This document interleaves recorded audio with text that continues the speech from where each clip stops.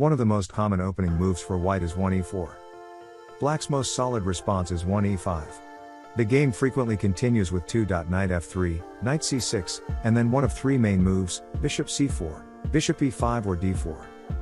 The other most common openings for white is 1. d4. One of the main openings after d4 is the queen's gambit, which goes 1. d4, d5, 2. c4, e6, or c6. This will lead to the queen's gambit declined, or the Slav defense. These two common opening moves will be illustrated as follows.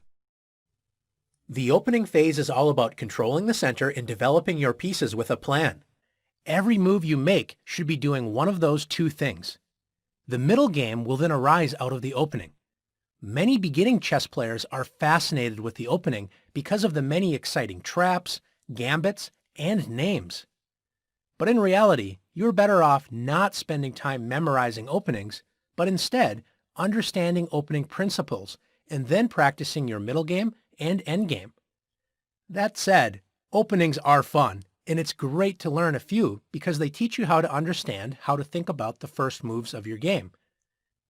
Let's take a look at some of white's most popular openings after e4.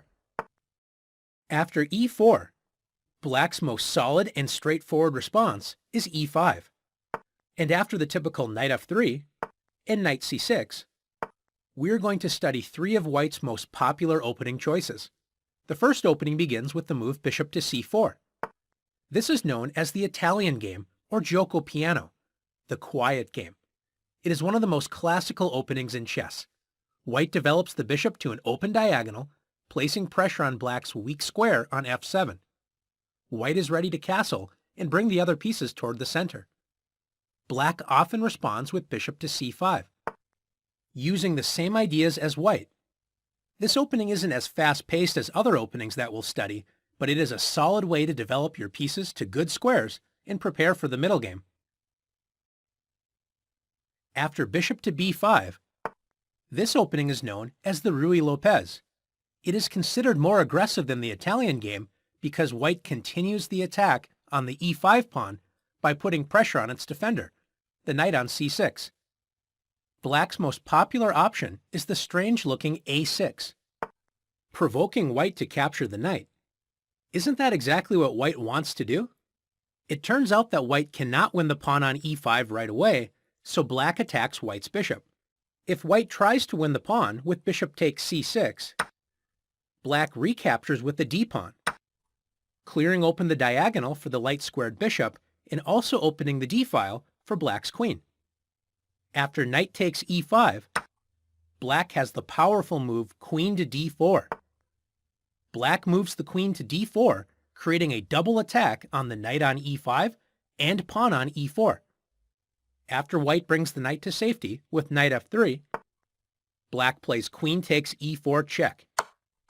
Black now regains the pawn with a good game.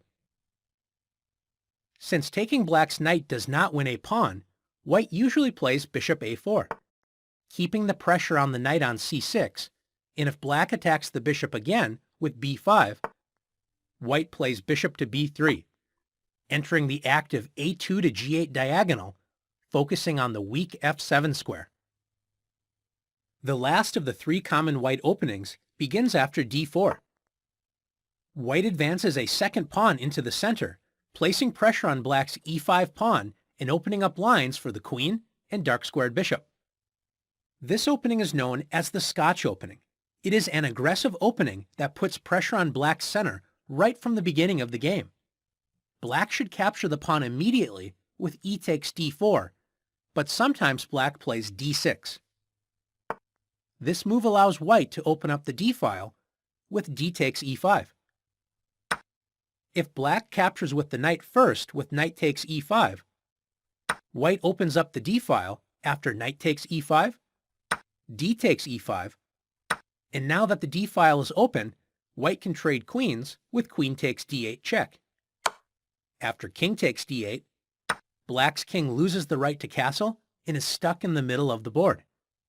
After d takes e5, the d-file has once again opened and white trades queens with queen takes d8 check.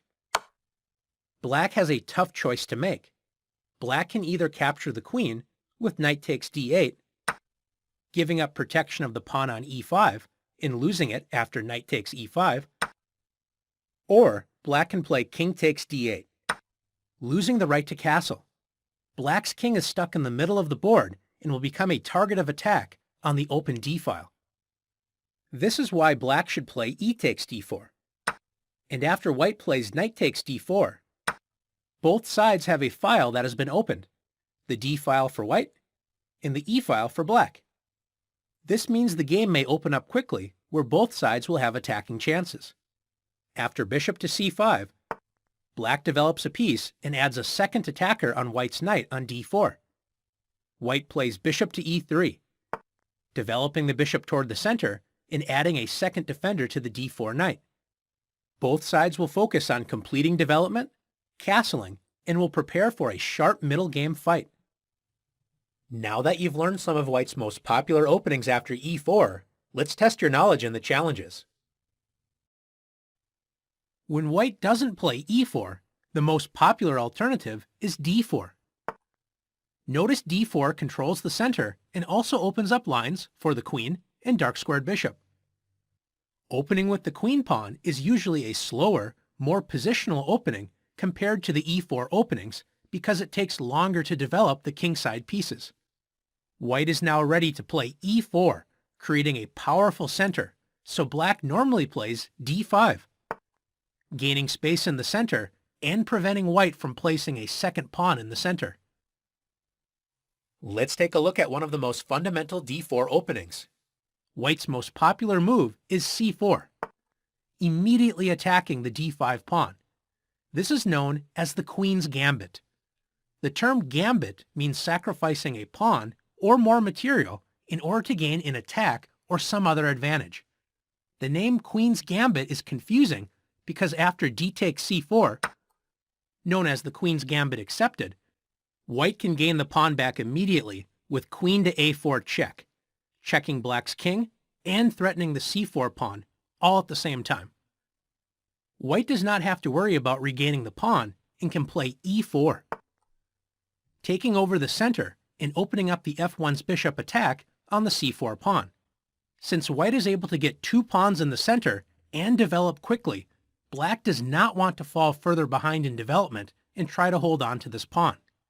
Since taking the pawn on c4 and trying to keep it is risky, black usually defends the d5 pawn with either c6, known as the Slav defense, or e6.